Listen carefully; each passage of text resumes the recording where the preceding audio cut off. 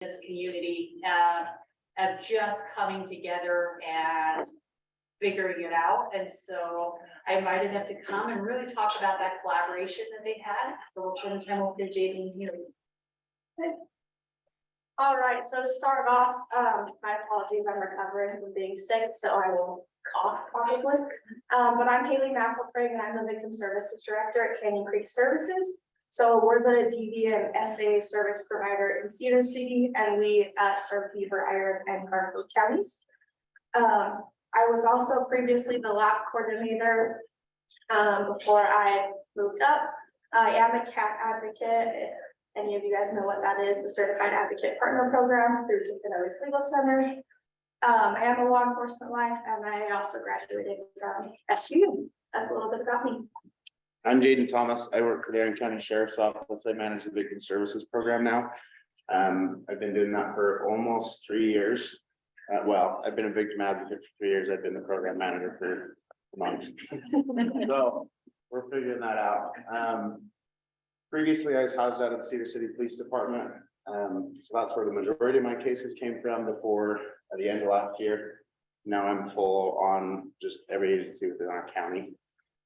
We serve the Cedar City is kind of where Iron County is. We pass right through it, but we've got Cedar City Police Department, Iron County Sheriff's Office, Enoch City Police Department, SU Police Department, Heroin Police Department, and Bryan Hood Marshal Office. We got 6 different law enforcement agencies that we serve out of the Sheriff's Office. And so that's kind of where I'm at as border agent in Southern Utah. Love it. So that's who we are. Just as a disclaimer, many of you I'm sure know what happened in Enoch a couple months ago. This is still an open case, so I can't discuss really any details of the case. Basically, what you know has been released to the press. So we won't go into that. It's still active. They haven't closed it out yet. So any information that we share about the case today is strictly what came from press releases. So go ahead and scroll, Maddie. So the general time frame, just to give you an idea for those that may not be familiar, I don't imagine most of you aren't familiar with this case. So January 4th, our officers had received a call to respond to a welfare check in Enoch. As they were doing different investigative stuff, and throughout that day, they later found 3 adults and 5 minors located deceased inside a home. Each had sustained gunshot wounds. As they continued to investigate that, evidence later suggested that the suspect was the husband, father, and son-in-law of the victims.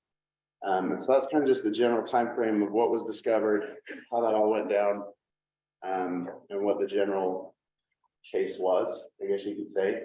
Let me scroll to the next one. So obviously, whenever we have a high-profile case like this, our agency is one that will respond on scene if the officers feel like it's necessary. This is one where they obviously felt like it was necessary. So I was called to respond on scene to help with the community, to help with the witnesses. By that point, word spreads fast. And so there's all sorts of people that had different versions of different stories. Media was starting to show up.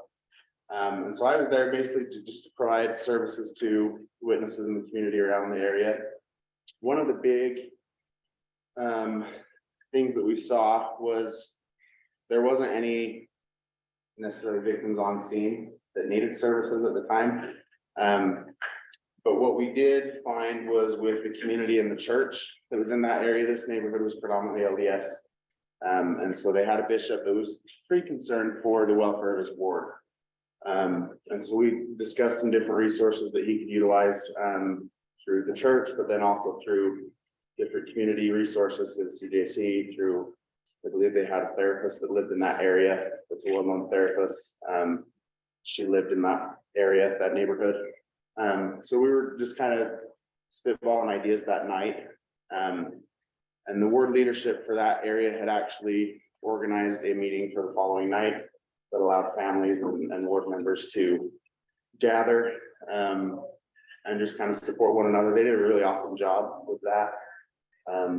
They just had a short little program at the beginning, and then they had several therapists and counselors that were spread out throughout the building. One of them was specialized in childcare, child trauma. And there were several others that were grief counselors. And so I thought they did a really good job of that. One of the things we had from the Iron County CJC was that our Friends Board reached out and offered to provide refreshments for that meeting. So we were super grateful for that collaboration there. That was kind of just the general advocate response initially that night. Yeah, let's go. Obviously, after an event like this, it takes a toll. Haley's going to cover most of the community side of it, where I'm housed out of the law enforcement realm. I'll cover the law enforcement realm, but we received a lot of support. It was kind of cool to see amidst a crappy situation. Enoch in general has always been a community that rallies when they need to. We have a lot of floodings. We have a lot of issues there that seem to happen all the time over and over. And every single time they happen, they always rally and get stuff done. But the support that was showed to law enforcement after this event was amazing. There was a man that brought his dog, an emotional support dog that officers could spend time with. There was these big old signs that started being put up all over the community. The hashtag Enoch Strong was something that came out of this. Hearts on the door, pizza, snacks that were sent to the police department. So it was just really cool to see the community step up and handle some of those things. Trying to think what else, but yeah, and we've dealt with cases that have been pretty high profile before, and as law enforcement, they get over it essentially. But the dynamics of this specific case were very difficult for our officers to get over. And so they're still working through that. They still have critical incident stress debriefs often. Just curious, how many officers are in Enoch? Enoch's like an 8-man department. Okay, so did So the county it's- kind of step in too?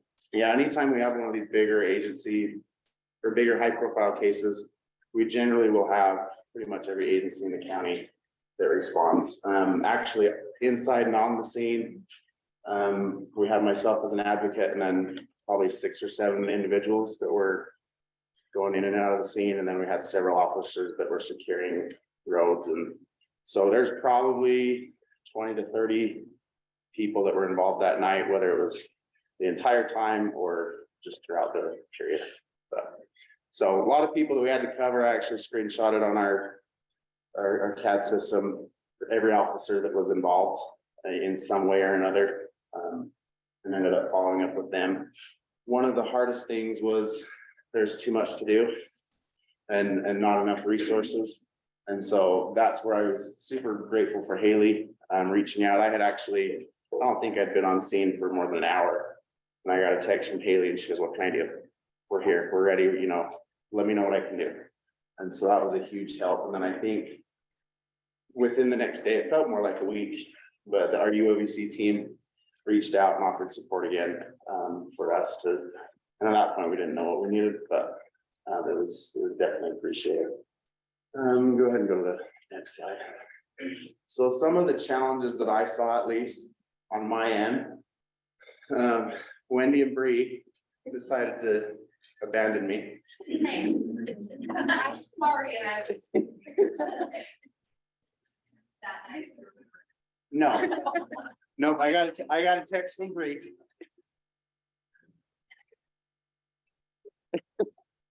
Yeah, Bree's awesome. Those of you that know Bree, but we used to be a 3-man team, 3-man woman team, however you want to say it. We had, me and Wendy were housed out of Cedar City Police. And then each of us had a smaller agency. Bree was mainly in the sheriff's office. We always give her crap, but we love her. But by the beginning of November, Bree had moved on to be the grant auditor. Wendy had gotten the position to be the CJC director. So they were phenomenal moves. It just sucked in the meantime because it left me being the only advocate for law enforcement for the entire county for 6 agencies. sorry, but thank So, you. Yeah. But, so that was a big challenge, trying to arrange services with just one person was difficult.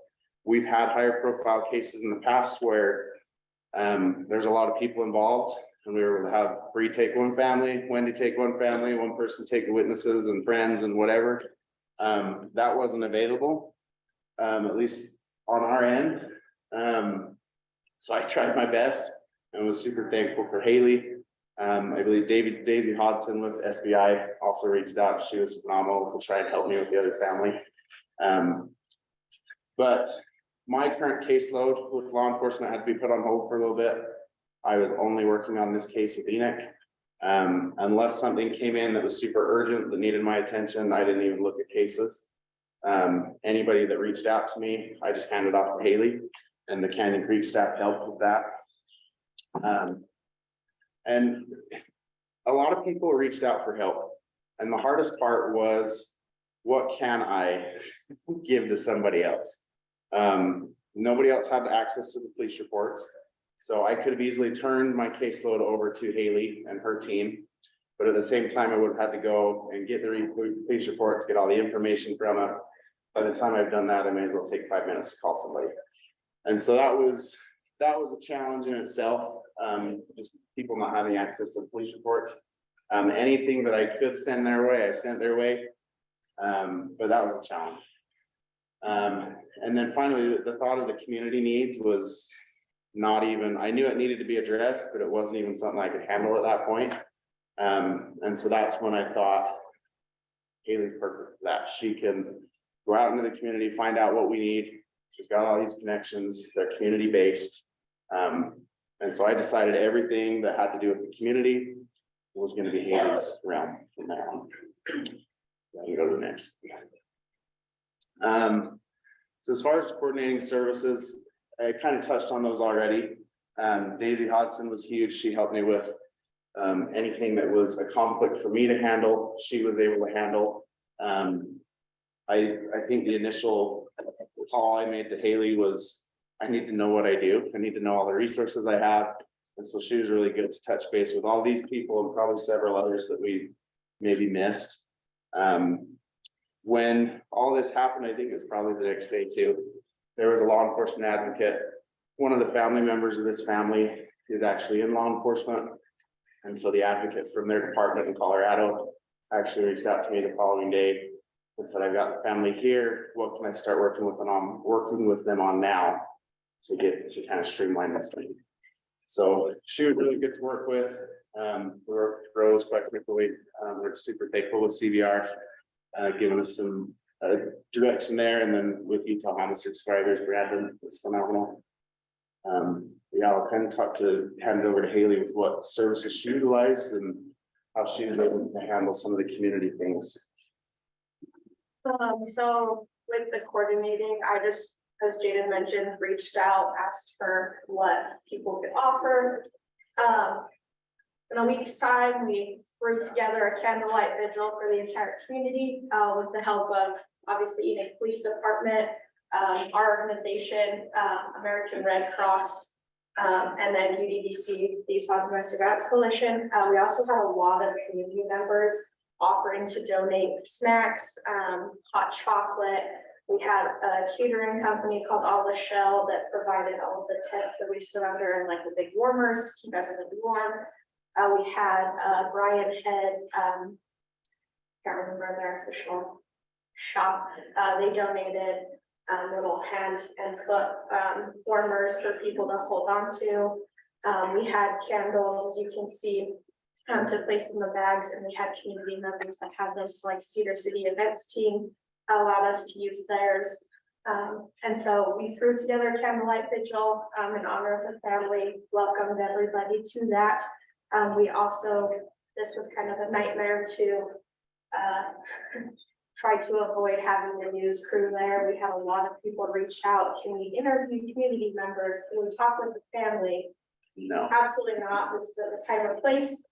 We actually set up a private Zoom link that I shared with Jaden so that the family could be involved in this and not have to physically be there to protect them. Trying to think of anything else with this. If you scroll to the next one. These are just some of the quotes. Lieutenant Governor Deidre Henderson was there. And I don't know if any of you know, I've seen, she's done a lot of really good work at the Capitol. She has lost a cousin to domestic violence, so she's very passionate about this work. So she reached out, she wanted to be there for our community. She came down and she said, "We love you, we see you, we mourn with you. Thank you for loving each other. Thank you for setting the example on how to love the neighbor." She was there. It was an amazing opportunity to see people from the state come down and offer their support to our community. And Enoch is very, very small, so it's like on the outskirts of Cedar, if you're not familiar with that. In our community, we are strong, we are here for each other, and this is Kate Sorensen, our executive director. As Jaden mentioned, when something happens in our community, we rally. We see a lot of people step up. We've had a lot of flooding in the last 2 years in Enoch and in Cedar. And the amount of people that donate funds for that or get together and start putting up with American Red Cross stations, come and get clothing, food, anything that we may need. Our community really rallies together. And it's just amazing to see that. So. So the fundraising and raffles, we had a lot of little fundraisers pop up. Fine Iron or the Steel Store raffled off a Miller 211 welder and raised $33,000. With this, they were able to pay the final invoice at the funeral home. Right here, this is just a screenshot from Facebook that they posted. They were able to pay for that. So that was amazing that they didn't have to worry about that.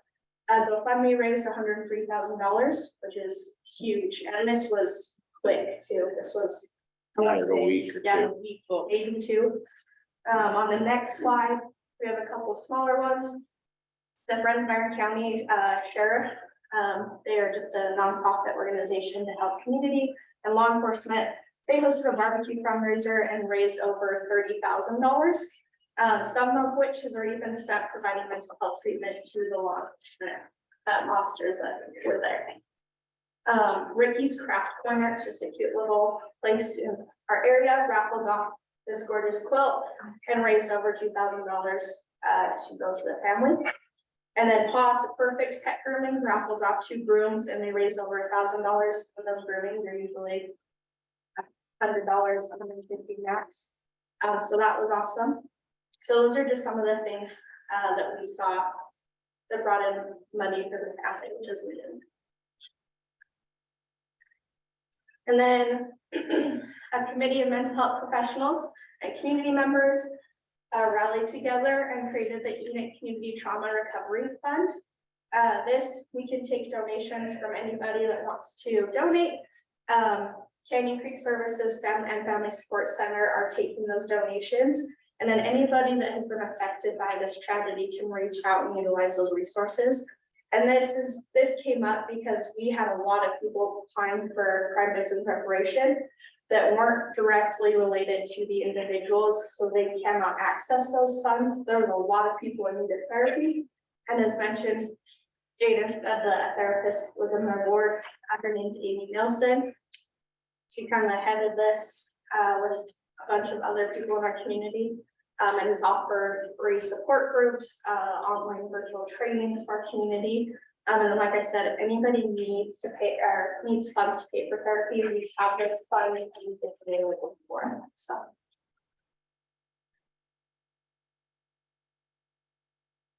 These are just a few successes that Jaden and I kind of found in this terrible situation. So we planned and coordinated the candlelight vigil in 5 days. That was pretty huge. Those tend to be super big events, take a lot of work. Jaden and I were actively communicating to determine the needs and what I could do to help him. As I mentioned, it was a one-man show for a while. I was able to assist with the needs of the victims that needed protective orders and stalking injunctions.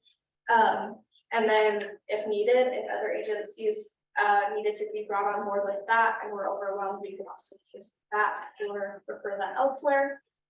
And then we're providing services for those that are affected. We have seen, like, for example, for Canyon Creek, we had an increase in sexual assault survivors. We had 6 sexual assaults after this until February 1st in our community. We typically see 14 a year, so that spiked tremendously. Domestic violence calls also, we were seeing left and right people reaching out seeking help. And it's because of this, it's all over the news, it's affecting our community, so they're reaching out for help. And as we've said several times, our community and agencies rallied to help whoever was in need. It was amazing to watch everybody come together, no matter your religion, whatever that may look like, because that was a huge piece of this. And it's really important for these, that you have an open dialogue with your community partners, as mentioned earlier, in the training this morning, so that we can navigate through these tragedies. Well, and I think Michelle hit it on the head this morning. There's no reason whatsoever that you can't utilize community-based and system-based together. I mean, there's no way that I would have made it through everything without Haley's help. Me and Haley communicate frequently. She's the victim services director. I'm the program manager at the sheriff's office. If somebody needs services, we do it. In some ways, I recognize there's not that relationship all around the state. But there's system-based advocates and community-based advocates need to work together. If you don't have that relationship, please establish that. Go to lunch with your system-based and community-based advocates, figure out who they are, what they enjoy, and how you can work together, because otherwise a mass casualty event's gonna come, or some high-profile case like this, and either A, you're gonna drown, or B, you're not gonna be appropriately providing services. So please make sure that those connections are made. It's absolutely a success in our county. We have a huge group of people that are working to just make sure the service. We have a phenomenal CJC crew within Iron County, within Beaver County, and we tease each other. If you work for the city, or whatever, and then if you work for the sheriff's office, you're a country hick, or and we I'm not allowed to wear my sheriff's office hat in the Cedar City Police Department. I get crap for it as soon as I walk through the door. But the instant that we need help, they're the first ones there. And so they're there to support and help. So the last thing that I would add to that is, like we mentioned, communication, that open dialogue, trusting each other. We coordinate services with survivors all of the time, so we're not duplicating services as well. I mean, I've worked with victims that Jaden is also working with, and that now Taylor's working with, so it's just super helpful. We also have money and a shelter that they may not have access to, and vice versa. So we just need to openly communicate with each other in order to provide those services to the survivors.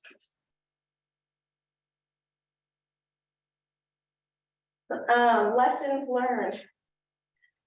Ensuring public information officers are educated on what information should be provided to the public. Having community relationships are important. Having open dialogue and checking in with each other matters. I texted Jaden probably way too many times. He probably didn't enjoy it. Oh geez, Haley's texting again. Just to check in. This takes its toll. The work we do is hard, and so we just want to make sure that we have the support that's needed. Our community showed up and continued to do so for the weeks following. They're still doing that. Like I said, Amy Nelson and her team is providing all of those therapy groups for free for the community, not just. Hey, y aquí donde le limpio.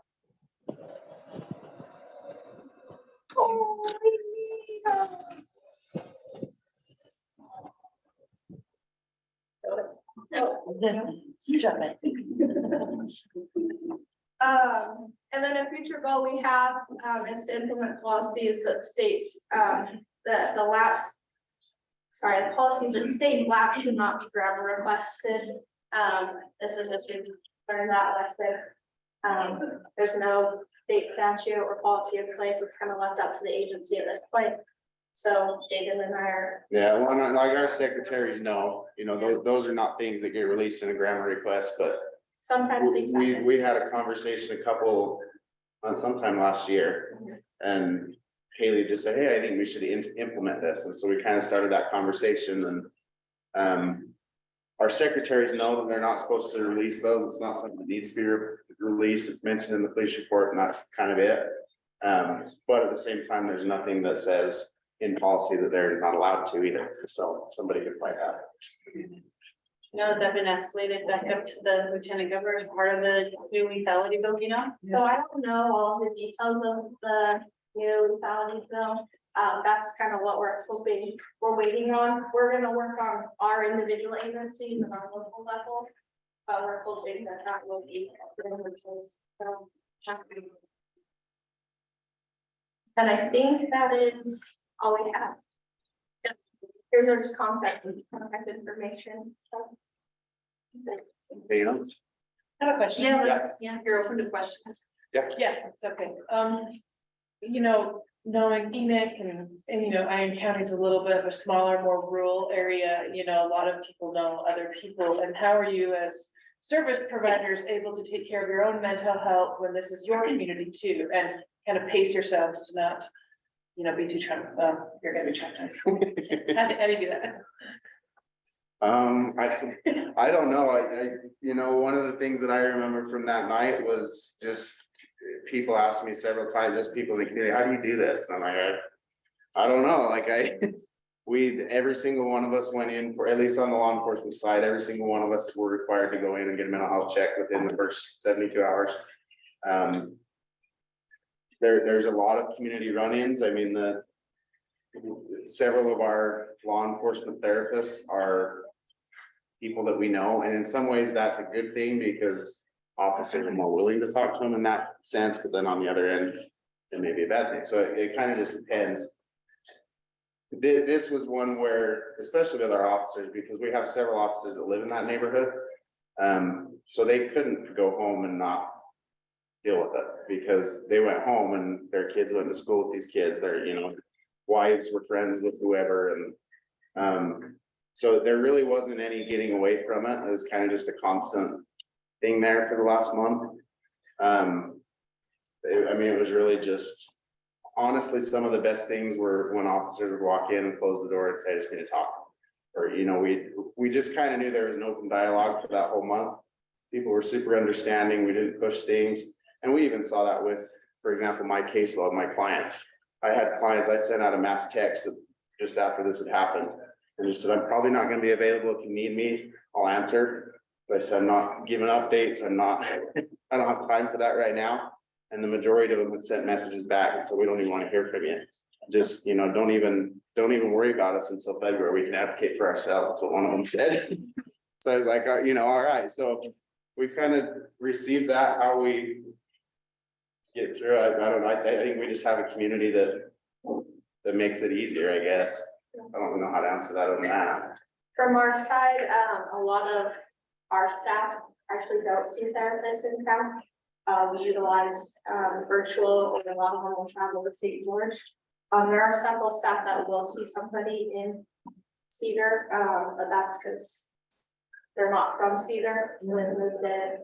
And once one day goes, they're like, "What's this amazing?" So now our entire team's in Cedar, which is also an issue, but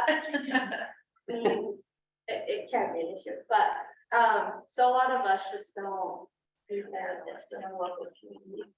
That's how we're dealing. Every time, I'm just gonna follow up on that too, so every time I see these things in the news, you know, I'm always like, who's in that community? Are they okay? Like, that is my first thing, like, oh my gosh, I hope Jason's doing okay. Well, and yeah, we absolutely saw that with UOVC, with, you know, I had several people, the Facebook page with the advocates. I mean, it was just an instant. Overwhelming, but at the same time, a good overwhelming. I mean, I had text messages that probably went unread for days, but you know, I eventually got to them, and so it was good to feel that for sure. It was good to understand too from a state level that we had a lot of grant reports due. Oh, And Oh, yeah, that was the other thing is. Please do not be doing grant I got. reports. I think I got. Nice. And hey, you know, what's going on here, don't worry about it. but which we wouldn't, we'd be like, Yeah, cause I got. Your one chance to go. I got the program manager spot and technically started on the 9th, but I was like, there's no way. We got it done, but yeah, it's crazy. Go ahead. So, I'm from Cambridge, so I grew up going to Cedar City. And, I'm also really familiar with kind of, you talked about how close knit Cedar City and Enoch is, but I think everything kind of in Southern Utah really is too, like, Page and Paiute, and like 2 weeks after this one happened, there was another domestic violence in Paiute. So did you see a lot of like people in your communities also struggling with that right after? I know like police reports you wouldn't see and everything, but those two things hit home when I live in Salt Lake now, and it's like, yeah, we personally saw a lot of people reach out after that, a lot of moms with teenagers. What can we do to help? What conversations can we have? And it was Teen Dating Violence Awareness Month, so we were in the schools, we were giving those presentations on healthy relationships, and we had a lot of discoveries after that. So all just kind of down. I think back there was up first, sorry. Sorry, okay. So and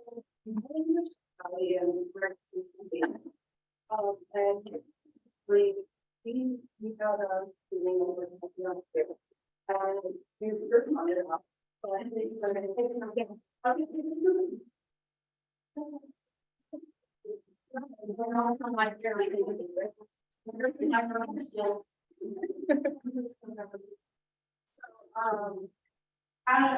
Salary. And we responded on to the shooting last year, and I did he was a police advocate. We went out with any guidance really as to what to do, and we didn't say that, hey, we got to do the shoot out, but we didn't want it. To be able to kind of help us guidance where we would have, their kids. And my biggest question is kind of what would you guys have done differently for these families? Are those really hard to kind of guide them without really any prior experience knowing and not having like any additional resources kind of reaching out to us as well. And I was kind of wondering like if you did have like the cases that people assisted, kind of what you would have done in that case, or any guys kind of building this relationship that you guys have. I would. Yeah. So I mean, the question was more so along the line of, and correct me if I don't get it all, but how would you handle something that you haven't handled before with just having your system-based resource, right? Without having all those other connections. I think a huge thing for me was just being aware of what, for example, if there's some sort of a homicide or death, and I've even used that with suicides too, when we respond to suicides. I'm familiar with what the process is. I know what the medical examiners are going to do, what their process is. I have a working relationship with our officers that are medical examiners. I know how long they're going to be up at the medical examiner's office, whether they're going to be released, what they can do with some of that information. If I don't know, then I'm happy to call them. So along those lines, I kind of do that. It is nice having that relationship. So if you can make that relationship with your community based, I would encourage that. And just kind of information gathering as much as you can beforehand. I know Vicky's the state liaison for the advocates, and so I think, having a conversation with her may be helpful, especially when some of those things arise or before those things arise. I didn't know exactly how to handle it. Our situation was a little different. We had some family that was local. We had other family that was spread out across the state and out of state. And so I was doing a lot of things by phone, which was difficult for me because I couldn't actually solve issues or have them come in and visit with me or do anything. It was all over the phone. And so it's different for sure when you have somebody local to you, because you kind of feel more of the burden to make sure that those things are addressed locally. But where a lot of the people that I had reached out to, they were not local. And so trying to access services to where they were, like I mentioned, that law enforcement advocate is in Colorado for the family that worked in law enforcement there. Was a huge thing too, because she could connect them to our Utah resources, but then also whatever's available with Colorado, so. Does that answer it? It's kind of, okay. So I just want to say thank you. I am too also from Southern Utah. Started my career at Casualty. Oh, okay. Social worker for 5 years. From Carolyn, you, this family, and I just want to thank you guys for what you did. I mean, your rallying, it came, it's kind of emotional. And this was amazing, and I choose don't live there anymore, but my brothers are there, my family's from there. Like I said, I grew up in Carolyn, and that would be my family. I just want to thank someone for the community that came together to help the community. Not even my brother was at the time, but story even see my community come together like that. So thank you guys. And that's the remarkable thing, is we really didn't have to do a whole lot. The community did it. So I don't know that we can take credit for all of it, because they just kind of did it. We just helped try and facilitate it. So. Anything else? Well, I think with that, Michael, and I think the thank you really is you guys have modeled a really good way. Of course, there can always be things that now you look at and you're like, okay, right? And I think you guys, there's a couple things you hit on. One is that you've practiced this before in a different realm, right? But you've had opportunity to come together. And I think those are valuable. And so if you have opportunities, you're not always gonna have that, we can't wait for that mass casualty, but if there are natural disasters, or there are car crashes or other things that you can practice, I would suggest practicing it, because you'll become more comfortable with who's on scene. And so thank you so much. Thank you for, I think during the disaster presentation, it talked about unity, and you guys really modeled that in your community. So thank you for being here. Our next